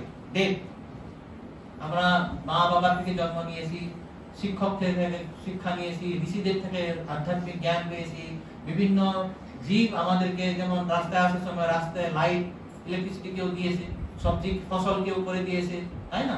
বিভিন্ন জীব আমাদেরকে সাহায্য করেছে, তাই আমরা সবাই তাদের প্রতি ঋণী। তো ঋণ কিভাবে শোধ করা যায়? সুন্দরভাবে শ্রীমদ্ ভাগবতের 11 স্কন্ধে বলেছেন, দেবর্ষি ভূতাত্ম নিনাম পিতৃনাম ন কিঙ্কর নায়ম ঋণীশ রাজন। হে রাজন, আমরা প্রত্যেকেই দেবতা, ঋষি, ভূত, পিতৃ, মাতৃ সবার প্রতি ঋণী। তো ঋণ কিভাবে শোধ হবে? সর্বাত্মনা শরণং শরণ্যং গত মুকুন্দম পরিহিত কীর্তন। যদি কেউ সর্বাত্মনে, সর্বান্তকরণে যদি ভগবান মুকুন্দের শরণাগত হয়, মুকুন্দ মানে কি? যে মুক্তি প্রদান করতে পারে। কৃষ্ণের একটা নাম হচ্ছে মুকুন্দ। তাই মুকুন্দ শরণে যদি সর্বাত্মনে আমরা শরণাপন্ন হই, সে আমাকে মুক্তি দিবে, আর তখন আমাদের কোনো ঋণ থাকবে না। তা যদি না হয়, তাহলে আমাদের বিভিন্ন এই যে মা বাবার ঋণ শোধ করতে হবে, দেবতাদের ঋণ শোধ করতে হবে, ঋষিদের ঋণ শোধ করতে হবে। কার ঋণ আমি শোধ করবো? কতটা ঋণ আমি শোধ করতে পারবো? এই জন্য এটা বলা আছে। সেই জন্যই যে আরেকটা উদাহরণ বলেছেন গীতা ভাগবত সুন্দর, যেমন গাছের গোড়ায় জলটা দিলে সমস্ত গাছটা তৃপ্ত হয়ে যায়, ভগবান বিষ্ণু বা কৃষ্ণের যদি ভজনা করা হয় সমস্ত জীব তুষ্ট হয়ে যায়। তো এটাই প্রতিপালিত করে এখানে 23 থেকে 25 পর্যন্ত এটা উপস্থাপন করেছেন যে গুণাবতারের মধ্যে একমাত্র বিষ্ণু হচ্ছে কেবল উপাস্য দেবতা। আচ্ছা, এরপরে তিনি কি বলেছেন যে দেব দেবীর উপাসনা করা উচিত নয়। কারো যদি খতকা এখনো আছে আমি দেব দেবীর উপাসনা করবো না, হ্যাঁ, সুন্দর এখানে বলেছেন যে যারা মুক্তিকামী ব্যক্তি, যারা মুক্তি চাইছে জড়জগতের বন্ধন থেকে, তারা কি করে যে দেব দেবী যারা আছে তাদেরকেও কি হয় পূজা প্রত্যাখ্যান করে, কিন্তু প্রত্যাখ্যান করে তাদেরকে কিন্তু অসম্মান করে না। এখানে একটা প্রশ্ন দেওয়া আছে, সাবধান বাণী আমাদেরকে দিয়েছে ভাগবত, যে আমরা দেব দেবীর উপাসনা করবো না, ঠিক আছে, কিন্তু তাদেরকে উপাসনা করবো না। কেন করবো না? কেন তারা হচ্ছে ভগবানেরই অংশ না। এখানে বলেছে নারায়ণ কলাহা মুমুক্ষুব ঘোর রূপান হিত্তা ভূতপতি নথ নারায়ণ কলাহা সন্তা ভজন্তি হি অনুসূয়বঃ। মুমুক্ষুব ঘোর রূপান, এই যে ঘোর রূপী মানে প্রভুপাদ এখানে বলেছেন তাৎপর্যে মানে খুব ঘোর ভয়ঙ্কর রূপে যারা দেব দেবী, যেমন কাল ভৈরব, শ্মশান ভৈরব, কালী, দুর্গা, বিভিন্ন দেব দেবী যারা ঘোর রূপ আছে, এই সমস্ত দেব দেবীকে হিত্যা রিজেকশন করে, তাদের ভজনা করতে বলছে না। কিন্তু ভজনা না করলে কি ভূতপতি নথ, ভূতপতি মানে যারা এই দেব দেবী, বিভিন্ন দেব দেবী, তাদেরকে হিত্যা মানে ভজনা না করবে। কিন্তু যারা ভগবানের ভক্ত তারা কিন্তু এটা বুঝে, এটা জানে, ওরা শান্তা। আর কি বুঝে? এই যে সমস্ত দেব দেবী তারাও কিন্তু নারায়ণ কলা। নারায়ণ কলা, নারায়ণ কলা মানে ভগবানেরই বিভিন্ন ধরনের রূপ। তো সেখানে প্রভুপাদ তাৎপর্যে বলেছেন যে ভগবানের বিভিন্ন ধরনের প্রকাশ হয়। এক হচ্ছে বিভিন্নাংশ, এক হচ্ছে সাংস। সাংস মানে ভগবানের নিজের যেটা অংশ, যেগুলো বিষ্ণু তত্ত্ব বলা হয়, আর বিভিন্নাংশ হচ্ছে যে জীব তত্ত্বগুলো। তো এই বিভিন্ন দেবদেবীরা হচ্ছে আমাদের মতনই বিভিন্নাংশ বা জীবতত্ত্ব। কিন্তু যেমন আমাদের মধ্যে কিছু কিছু লোক আছে খুব প্রতিপত্তিশালী, খুব বুদ্ধিমান, তারা হয়তো ভারতের প্রধানমন্ত্রী হয়, এক একটা স্টেটের মুখ্যমন্ত্রী হয়, বা অন্যান্য যেমন আমাদের বলতে পারি আমাদের ভক্তের মধ্যে কেউ জিপিসি হয়ে আছে, কেউ গুরু হয়ে আছে, আপনি আমি হতে পারছি না, কেননা তাদের কিছু বিশেষ মানে গুণ আছে, বা তাকে ভগবান কিছু বিশেষ কিছু ক্ষমতা দিয়েছে, শক্তি দিয়েছে। কিন্তু তারা সবাই কিন্তু জীবতত্ত্ব। তো এই যে দেবদেবীরা তারাও কিন্তু জীবতত্ত্ব, কিন্তু জীবতত্ত্ব হলেও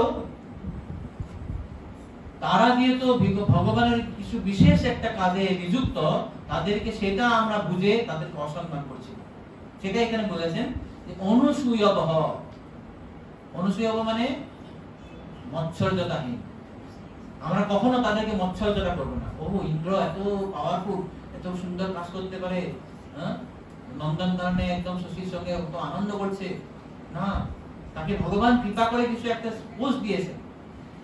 তো এইটা জেনে ভগবত ভক্তরা কখনো তাদেরকে অনুসূয়া না করে, মৎসর্যতা না করে তাদেরকে প্রণাম করবেন, কিন্তু তাদের ভজনা করবেন। ভজনা হয় একজনই, ভক্তি হয় একজনই, সেটা হচ্ছে ভগবান কৃষ্ণ। এইটা হচ্ছে বুঝার কথা, এখানে সেটাই বলেছেন।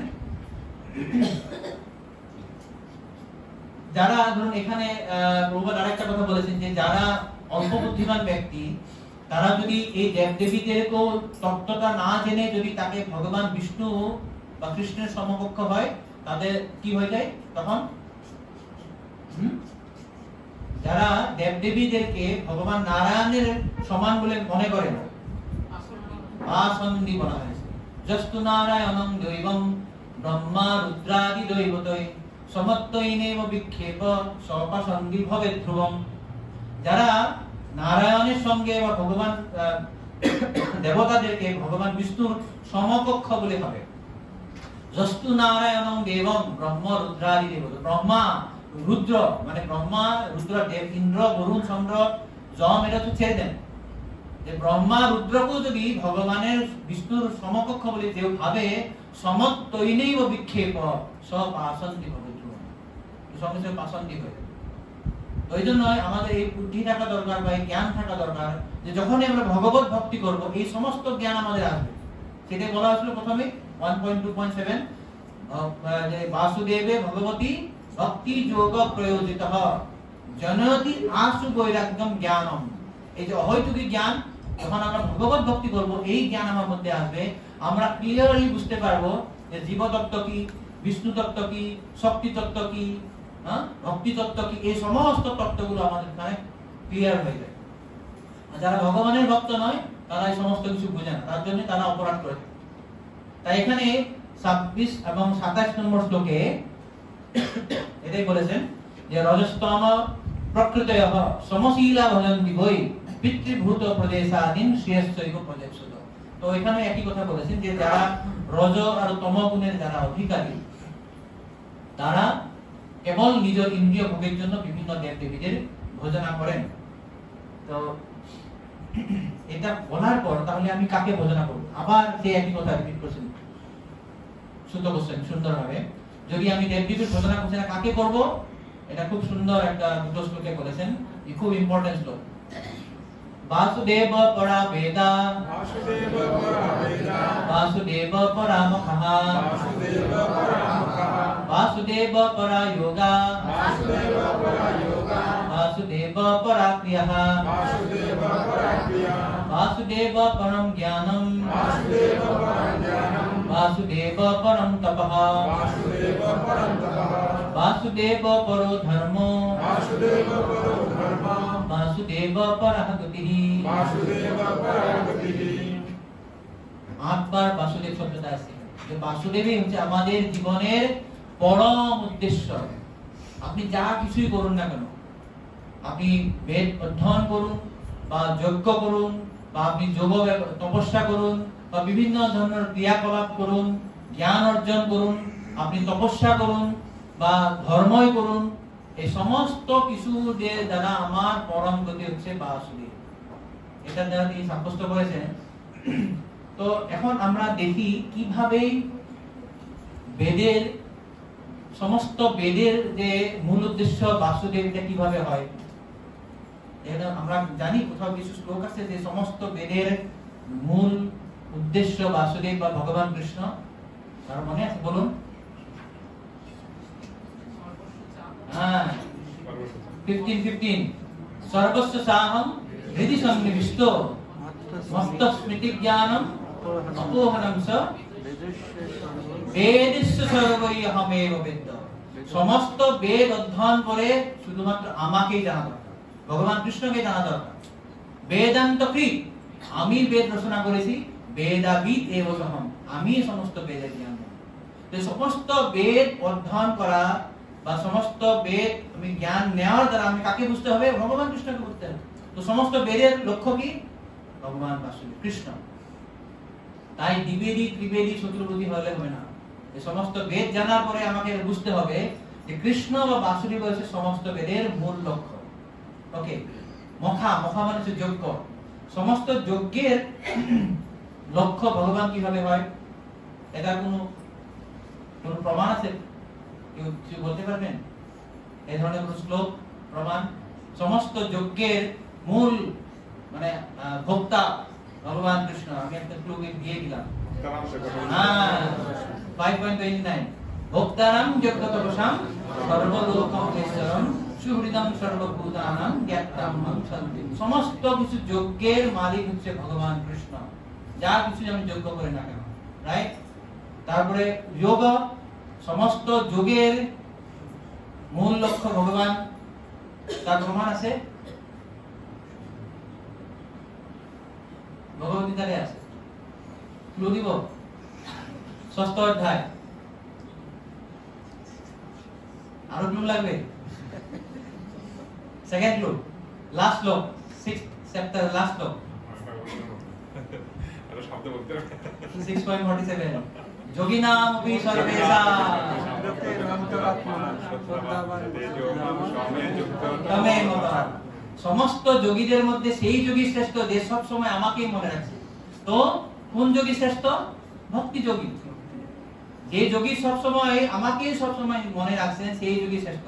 তো সমস্ত যোগ আমি মানে ধ্যান যোগ করি, জ্ঞান যোগ করি, ভক্তি যোগ করি, সমস্ত যোগের একমাত্র লক্ষ্য হচ্ছে ভগবান কৃষ্ণ বাসুদেবকে মনে রাখা। আমি ধ্যান যোগ করে যদি ভগবানকে মনে রাখার চেষ্টা করছি, জ্ঞান যোগ দিয়ে ভগবানকে বোঝার চেষ্টা করছি, তো প্রভুপাদ সেখানে বলেছেন বা ভগবদ্গীতাতে বলেছেন যোগ হচ্ছে একটা বাংলাতে কি বলে, মই বলে না, মই সিঁড়ি, সিঁড়ির মতো। তো সিঁড়ির লক্ষ্য হচ্ছে আমি গিয়ে টপ ফ্লোরে উঠবো।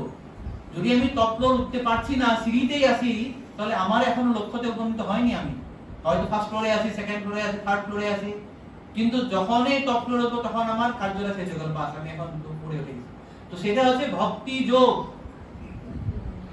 তো কর্মযোগও ঠিক আছে, কর্মযোগটা প্রসেস, কর্মযোগের পরে যাবে জ্ঞান যোগ, জ্ঞান যোগের পরে যাবে ধ্যান যোগ, ধ্যান যোগের পরেই যাবে ভক্তি যোগ। তো এগুলো হচ্ছে এক একটা প্রসেস বা এক একটা ধাপ। কিন্তু সমস্ত যোগের এই মূল লক্ষ্য, যোগ মানে হচ্ছে কানেক্ট করা। কাকে কানেক্ট করবে? আপনাকে পরমাত্মার সঙ্গে। তো তার মধ্যে সমস্ত যোগের মধ্যে শ্রেষ্ঠ যোগী বা যোগের মূল কেন্দ্রবিন্দু হচ্ছে বাসুদেব। এই জন্য বলা আছে যে যোগের সমস্ত উদ্দেশ্য হচ্ছে বাসুদেব। ওকে, জ্ঞান, জ্ঞান সম্বন্ধে যে জ্ঞানের সমস্ত মূল বিষয়টা যে ভগবান, সেটা কি প্রমাণ? এটাও এইটাই মতন সর্বস্ব সাহম হৃদি সন্নিহিত, বেদে থেকে জ্ঞান হবে সেটা প্রুভ করে যে সমস্ত জ্ঞানের মূল লক্ষ্য হচ্ছে ভগবান বাসুদেব। তারপরে ক্রিয়া, সমস্ত ক্রিয়া, তারপরে তপস্যা, এটাও সেই যে ভক্তারম যজ্ঞ তপস্যা, সমস্ত ক্রিয়ার মূল কেন্দ্রবিন্দু ভগবান কৃষ্ণ বা বিষ্ণু। এইভাবে সমস্ত গতি, আমাদের গতির যে ভগবান হওয়া দরকার, এটার একটা শ্লোক ভগবদ্গীতায় কেউ বলতে পারে? বলুন। কৃষ্ণই আমাদের গতি হওয়া দরকার, বিষ্ণু বা ভগবান বাসুদেব ভগবান আমার গতি হওয়া দরকার। গতির ভরতা প্রভুর সাক্ষী, আমি সমস্ত কিছুর গতি, গতি আমি শেষ গন্তব্যস্থ, কৃষ্ণ আছে গন্তব্যস্থ, আমাদের শেষ গতি। তো এইভাবেই এখানে এই শ্লোকের মধ্যে সুত গোস্বামী সুন্দরভাবে এটা উপস্থাপন করছেন যে বেদ হোক, যজ্ঞ হোক, তপস্যা হোক, যোগ হোক, জ্ঞান হোক, ধর্ম হোক, সমস্ত কিছুর মূল উদ্দেশ্য হচ্ছে বাসুদেব কৃষ্ণ। তো এইভাবে তিনি এই পর্যন্ত প্রথম দুটি প্রশ্নের উত্তর দিয়েছিলেন। প্রথম দুটি প্রশ্ন কি ছিলেন? মানুষের জনগণের পরম মঙ্গল কিভাবে সাধিত হয় এবং সমস্ত শাস্ত্রের সার কি। এইভাবে দুটো প্রশ্নের উত্তর তিনি এই পর্যন্ত দিয়ে শেষ করেন। এখন এরপরে আছে 3 নম্বর এবং 4 নম্বর। তো 3 নম্বর প্রশ্নটা ছিল কৃষ্ণ অবতারণের কারণ, কেন কৃষ্ণ অবতার নিয়েছেন, আর 4 নম্বর ছিল পুরুষাবতার। এখন সুত গোস্বামী কি করছে? 3 নম্বর প্রশ্নের উত্তর দিয়ে গেলে 4 নম্বর প্রশ্নটার উত্তর দিবে। কেন উল্টো কেন করলো? কেন? কৃষ্ণ আসবে, তো কৃষ্ণ আসার অবতারণের কথা জিজ্ঞাসা করা হয়েছে। তো কৃষ্ণ কোথায় আসবে? এই জড়জগতে। তো কৃষ্ণ আসার আগে আগে জড়জগৎটা তৈরি করতে হবে। তো জড়জগৎটা যে তৈরি হবে সেটা বলার জন্য তিনি পুরুষ অবতার কথা আগে বলবেন। 4 নম্বর প্রশ্নটা আগে দিবেন। ইটস নট মানে ক্রনোলজিক্যাল, তিনি মানে সিকোয়েন্সিয়ালি অ্যানসার গুলো দেয়নি, একের পর 2, 2 পর 3, 3 পর 4 এরকম নয়। তো আমার ভাগবততে দেখি, ভাগবততে সব কথাগুলো বা লীলাগুলো ক্রনোলজিক্যালি দেওয়া হয়নি। এখানে কি ভাবে দেওয়া হয়েছে? লজিক্যালি দেওয়া হয়েছে। লজিক যে ভগবান আসবে, আসার আগে জড়জগৎ তৈরি করতে হবে। তো জড়জগৎ তৈরি কি করছেন? পুরুষ অবতার করবে। তো এই জন্য তিনি পুরুষ অবতারের কথা আগে বলছেন। তো আগে 4 নম্বর প্রশ্নটার উত্তর আগে দিয়েছেন, দিয়ে এখন 3 নম্বর প্রশ্নতে যাব। তো এখানে আমরা ডিটেইলস আমরা আলোচনা করব। 3য় অধ্যায়ে থাকবে, 3য় অধ্যায়ে 1 থেকে 5 নম্বর পুরুষ অবতার বিশদ বর্ণনা আছে। এখানে তিনি খুব অল্প ব্যাখ্যা করেছেন পুরুষ অবতার সম্বন্ধে। তো 30 নম্বর অধ্যায়ে তিনি পুরুষ অবতারের কথা বলেছেন। পুরুষ অবতার জানেন যে কারণ অবতার হিসেবে বিষ্ণু বলা হয়। 3 জন পুরুষ অবতার। প্রথম হচ্ছে কারণ গোসাই বিষ্ণু। কারণ গোসাই মানে কি? কারণ উদ্দক, উদ্দক মানে আছে জল বা সাগর, কারণ সাগর। কারণ সাগরে যিনি সায়িত হয়ে থাকে তাকে বলা হয় কারণ দোপসায়ী বিষ্ণু, বা তাকে বলা হয় মহাবিষ্ণু। তো আপনারা দেখেছেন সেখানে বড় ছবিটাতে কারণ দোপসায়ী মানে কারণোদ্যক মানে সাগরে ভগবান মহাবিষ্ণু সাহিত আছেন এবং তার রোমকূপ থেকে যখন তিনি নিঃশ্বাস ফেলান, এক্সহেল করেন, অনন্ত কোটি ব্রহ্মাণ্ড বেরিয়ে আসে, অনন্ত কোটি ব্রহ্মাণ্ড। এবং সেই তার পাশের ছবিতে দেখেছেন এই একটা ব্রহ্মাণ্ড, এবং এই যে অনন্ত কোটি ব্রহ্মাণ্ড গুলো আছে, সেই অনন্ত কোটি ব্রহ্মাণ্ডে তার দ্বিতীয় বিস্তার হয়। প্রত্যেকটি ব্রহ্মাণ্ডে তিনি সেখানে প্রবেশ করেন। কারণ বিষ্ণু কিন্তু একজন, কিন্তু এই যে অনন্ত কোটি ব্রহ্মাণ্ড গুলো বেরিয়েছেন, প্রত্যেকটি ব্রহ্মাণ্ডের ভিতরে কারণ বিষ্ণুর দ্বিতীয় বিস্তার হবে। কিভাবে তিনি যায় সেটাকে বলা হয় গর্ভোদকশায়ী বিষ্ণু। গর্ভোদকশায়ী বিষ্ণু যেখানে যাবে, আমরা বিস্তারিত আলোচনা দ্বিতীয় স্কন্ধে তৃতীয় স্কন্ধে পাবো। তো গর্ভোদকশায়ী বিষ্ণু গিয়ে যখন দেখছেন পুরো ব্রহ্মাণ্ডটা ফাঁকা হয়ে আছে, খালি, কিছু নেই, তো তখন কোথায় থাকবেন তিনি? তার নিজের গর্ভ দিয়ে পুরো ব্রহ্মাণ্ডটা অর্ধেকটা ভর্তি করে দিয়েছে, অর্ধেক, হাফ ফিল। সেখানে তিনি শেষ হওয়ার আগে এখানে সাহিত্য হয়েছে, বাকি অর্ধেকটা ফাঁকা। তো এখানে সাহিত্য আছে, দেখছেন আপনারা, তার নাভিক থেকে নাভি কমল বেরিয়েছেন, আর নাভি কমলের উপরে ব্রহ্মার সৃষ্টি হয়েছে। এই নাভি কমলের যে নালতার মধ্যে হচ্ছে 14 ভুবন আছে। তো এই ধরনের প্রত্যেকটি ব্রহ্মাণ্ড, অনন্ত কোটি ব্রহ্মাণ্ডে অনন্ত কোটি গর্ভোদকশায়ী বিষ্ণু আছে। এবং সেইভাবে থাকার পর সেখানে সেই পার্টিকুলার একটা ব্রহ্মাণ্ডে সেই ব্রহ্মা সেখানে সৃষ্টি করবে, জীব সৃষ্টি করবে, সেখানে অনন্ত কোটি জীব থাকবে। আর সেই অনন্ত কোটি জীব এবং অচেতন পদার্থের মধ্যেও ভগবানের এবং তৃতীয় বিস্তার হবে, সেটাকে বলা হয় ক্ষীরোদকশায়ী বিষ্ণু। সেই ক্ষীরোদকশায়ী বিষ্ণু আমাদের হৃদয়ে পরমাত্মা রূপে থাকে। এখন সেই ক্ষীরোদকশায়ী বিষ্ণু পরমাত্মা জীবের হৃদয়ে থাকে, আর অন্য হৃদয়ে থাকে কি? যারা জীব নেই, অচেতন, সেখানে থাকে প্রত্যেক অনুপরমাণু থাকে। এমন নয় যে অচেতন জীবে থাকবে না, যদি না থাকে থাকতে পারবে, অস্তিত্বই থাকবে না। ভগবদ্গীতায় 7.5 ভগবান বলেছেন, মত্তম পরতরং নান্যম কিঞ্চিৎ অস্তি ধনঞ্জয় ময়ি সর্বং ইদং প্রতং সূত্রে মণিগণাইব। আমাকে আশ্রয় করে প্রত্যেকটা জিনিস আশ্রয় করে থাকে। তার জন্য যে অনুপরমাণু, একটা বালু বা একটা লবণের একটা দানা, চিনির দানা, সেখানেও পরমাত্মা, সেখানে আত্মা নেই, কিন্তু পরমাত্মা আছে। যেহেতু পরমাত্মা আছে, সেখানে যে লবণের দানাটা নুনটা হয়, চিনির দানাটা মিষ্ট হয়, তার প্রমাণ আছে। সত্যিকার হয়, ভগবানের জন্য হয়। জলে ভগবান থাকেন, তিনি আসেন বলে জলের যে আমি টেস্টটা পাই। ভগবান বলেছেন না, রসহম মৎস্যকন্তেয়, যে জলের যে টেস্টটা আমি, যেহেতু ভগবান সেখানে আসেন, তার জন্য তার টেস্টটা পাওয়া যায়। তো এই ধরনের এই 3 ধরনের পুরুষ অবতার আছে, যারা পুরো জড়জগৎটা সৃষ্টি করছেন, তাকে দেখাশোনা করছেন। আর এই জন্যই এই 3 পুরুষ অবতার হচ্ছে 3 ধরনের পরমাত্মা।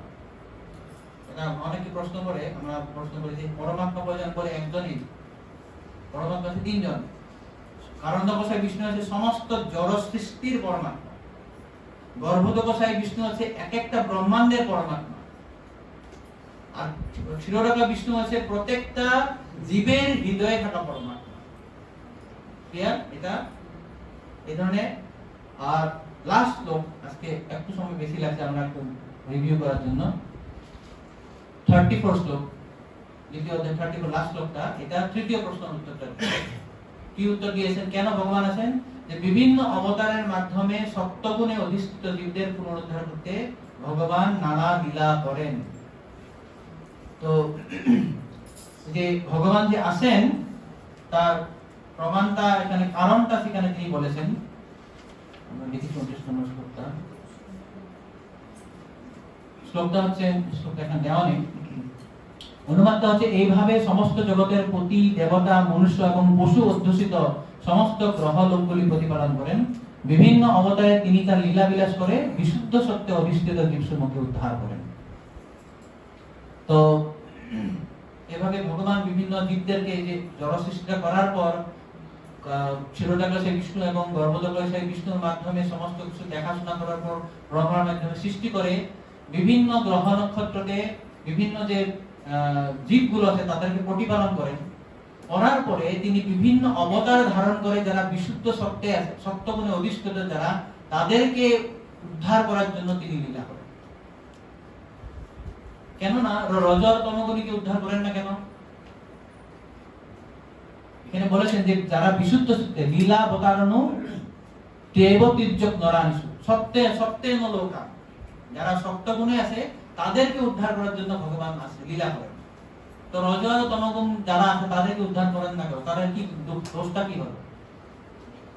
দোষটা এটাই, তো প্রভুপাদ একটা প্রবচনে বলেছেন, যেমন এয়ারপোর্টে এরোপ্লেন থাকে, এয়ারপোর্টে যে এরোপ্লেন যেখান থেকে থাকে সেখান থেকে কি টেক অফ করতে পারে? ও এরোপ্লেনটা কি করবে? প্রথমে রানওয়েতে কিছু ঘুরতে হবে, অনেকক্ষণ রানওয়েতে ঘোরার পর তারপরে জোরে রানওয়ে প্রায় 1 কিলোমিটার রানওয়ে দৌড়ার পরে উড়ে যায়, তাই না? তো একই ধরনের ভগবানের কথা বা আধ্যাত্মিক কথা বা আধ্যাত্মিকতা আমাদেরকে হৃদয়ঙ্গম করার জন্য জীব কমসে কম সপ্তগুণে অধিষ্ঠিত হবে। রজ আর তমগুণে তারা সেটা বুঝতেই পারবে না। যতক্ষণ পর্যন্ত সপ্তগুণে অধিষ্ঠিত হচ্ছে ততক্ষণ পর্যন্ত ওরা ভক্তি করতে পারবে না। তাই এই জন্য সে সপ্তগুণের যেমন লক্ষণগুলো হচ্ছে মৃদুভাষী, সকালে তাড়াতাড়ি উঠা বা ভালো পরিষ্কার পরিচ্ছন্ন থাকা, সত্যবাদী হওয়া, এগুলো হচ্ছে সপ্তগুণের লক্ষণ। কিন্তু এগুলো কিন্তু ভক্তির অঙ্গ নয়, এগুলো সপ্তগুণে থাকা ভক্তির অঙ্গ নয়। যেমন আপনারা ভগবদ্গীতা পেয়েছেন, সপ্তগুণের যেগুলো আহার যেগুলো আছে, আহার যেগুলো আছে, যে আহারগুলো হচ্ছে কি ফল মূল দুধ এগুলো। তো এই সমস্ত যেমন যে যারা প্র্যাকটিস করে, যারা ধরুন ব্রাহ্মণরা সত্যবাদী হয়, নিট এন্ড ক্লিন থাকে, নন ভেজ খান না, তারাও সত্যগুণে আছে। কিন্তু সত্যগুণে থাকলে তারা ভক্তি করার জন্য একটা অনুকূল পরিবেশ পায়। কিন্তু যারা রজগুণ বা তমগুণে থাকে তারা কখনো ভক্তি করতে পারবে না। তাই এই জন্য যে প্রভুপাদ আমাদেরকে 4টা নিয়ম দিয়েছে, 4টা নিয়ম পালন করা কিন্তু ভক্তির অঙ্গ নয়। আমরা 4টা নিয়ম পালন করি, এটা কিন্তু ভক্তির অঙ্গ নয়। কিন্তু এটা আমাকে কি হেল্প করবে? আমাকে যে সপ্তগুণের স্তরে নিয়ে আসবে, আমাকে একটা প্ল্যাটফর্ম নিয়ে আসবে। যেভাবে এরোপ্লেনটা টেক অফ করার জন্য একটা রানওয়ে পেয়েছে, এই সপ্তগুণে আসাটা আছে ভক্তি করার জন্য একটা রানওয়ে। যখন আমি সপ্তগুণে আসবো, আমি ভক্তি করার জন্য একটা সুযোগ পাবো। তাই জন্যই বর্ণাশ্রম ধর্ম পালন করাটা কিন্তু শ্রেষ্ঠ নয়, যেটা আমরা আলোচনা করেছিলাম। বর্ণাশ্রম ধর্ম পালন করছি ব্রাহ্মণ ক্ষত্রিয় না, সেটা আমি করার পরে আমাকে এটা লক্ষ্য রাখতে হবে কিভাবে ভগবান বিষ্ণু হরিত অনুসরণ করা যায়। তো এইভাবে যারা সপ্তগুণে থাকে তাদেরকে উদ্ধার করার জন্য ভগবান এই লীলা, বিভিন্ন ধরনের লীলাগুলো করে তাকে রিক্লেম করার জন্য, উদ্ধার করার জন্য। এটা বিস্তারিত ভাবে আমরা 8ম অধ্যায়ে পাবো, কুন্তী দেবীর স্তুতিতে পাওয়া যায়, তিনি বিভিন্ন ধরনের বলবেন। তো আমরা এখানে রাখছি, ক্ষমা করবেন একটু বেশি সময় লাগলো, 10-15 মিনিট আমরা যেহেতু রিভিউ করলাম। 1 মিনিট যদি কারো একটা মাত্র প্রশ্ন থাকে, না হলে আমরা এখানে সমাপ্ত করব।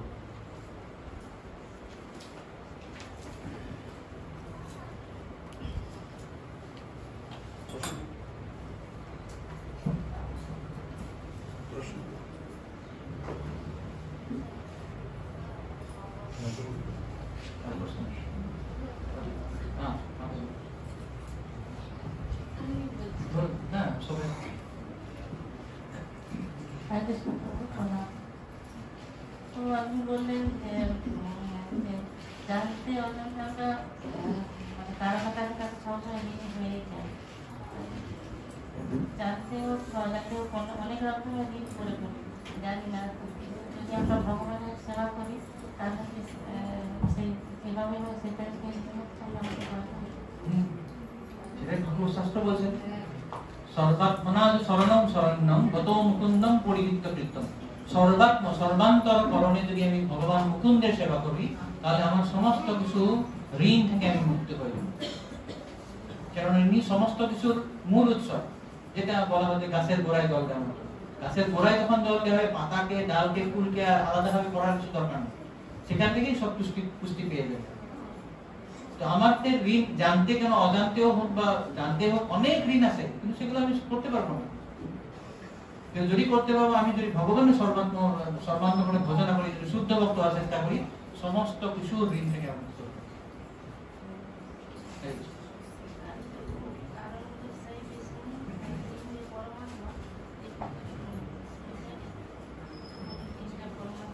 হ্যাঁ, তিনটা পরমাত্মা। কারণ গোসাই হচ্ছে সমস্ত জড় সৃষ্টির পরমাত্মা।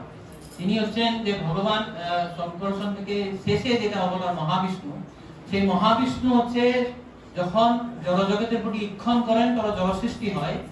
তো সেই জড় সৃষ্টির মধ্যে কারণ সকল তিনি সাহিত্য থাকেন।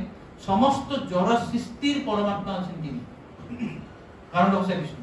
তারপর প্রত্যেকটি ব্রহ্মাণ্ড, তার রূপকূপ থেকে যে অনন্ত কোটি ব্রহ্মাণ্ড বের হচ্ছে, প্রত্যেক ব্রহ্মাণ্ডতে তিনি আবার বিস্তারিত হয়েছে গর্ভদ গোসাই বিষ্ণু। তো এক একটা পার্টিকুলার গর্ভ যে ব্রহ্মাণ্ডের মধ্যে যে গর্ভদ গোসাই বিষ্ণু, সেই গর্ভদ গোসাই বিষ্ণু সেই ব্রহ্মাণ্ডের পরমাত্মা। এবং সেই এক একটা ব্রহ্মাণ্ডের মধ্যে যত সৃষ্টি হচ্ছে চেতন বা অচেতন, সেখানে ক্ষীরোদ গোসাই বিষ্ণু হচ্ছে, তিনি হচ্ছে এই সমস্তদের পরমাত্মা। তো তিন ধরনের পরমাত্মা। প্রভু ওই যে কারণ গোসাই বিষ্ণু সাহিত্য থাকে কারণ সমুদ্র, সেই কারণ সমুদ্র কি বিরজা? হ্যাঁ, তারপরে চিন্ময়, তারপরে চিন্ময়, আর তারপরে এদিকে হচ্ছে জড়জগৎ। হ্যাঁ। আর গর্ভদোষাই বিষ্ণু যে ব্রহ্মাণ্ডের ভেতরে, ব্রহ্মাণ্ডের ভিতরে থাকে, ওইটাকে কি বলবো ভাই? ওটা গর্ভদ কোষণ, গর্ভদ গর্ভদোষণ। গর্ভ উদক, উদক মানে সাগর, পানি। কারণ উদক মানে কারণ সাগর, গর্ভ সাগর। সেই ব্রহ্মাণ্ড যখন ফাঁকা থাকে, অর্ধেকটা নিজের গর্ভ দিয়ে পার্সপিরেশন দিয়ে ফিল আপ করে দেয়, বাকি অর্ধেকটা খালি থাকে। তো সেই সাগর তিনি চাইতেন। তাহলে গর্ভ উদকশায়ী বিষ্ণু যে আছে, সেখানে লক্ষ্মী দেবী পদসেবা করছেন। হ্যাঁ। আর কারণ কারণ সেখানে লক্ষ্মী দেবী, সেখানে সঙ্গে একা থাকছেন। তিনি একা। আর ওখানে কোনো শেষ নাগও থাকছেন না। না, ছবিতে আমরা পাইনি। আর ক্ষীরোদ গোসাই বিষ্ণু থাকে ক্ষীরসাগর। ক্ষীরসাগরে সেখানে সেটাও কিন্তু একটা ব্রহ্মাণ্ডের মধ্যে একটা ক্ষীর সমুদ্র আছে, একটা মানে একটা শ্বেতদ্বীপ আছে।